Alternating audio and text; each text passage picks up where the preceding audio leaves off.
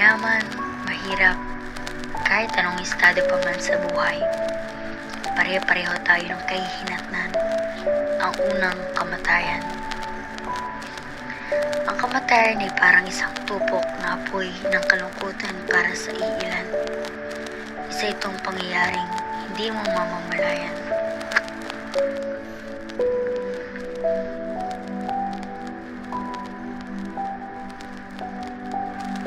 Ang pagpano ng isang minamahal sa buhay ay maaaring magdulot ng malalim na lungkot at pangungulila sa naiwan. Subalit darating din ang panahon na manunumbalik ang kanilang sigla, sapagkat ang pumanaw ay walang problema at namamahinga lamang.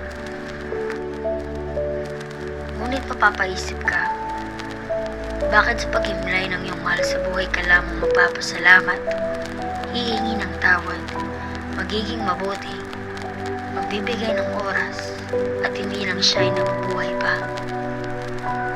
Bakit?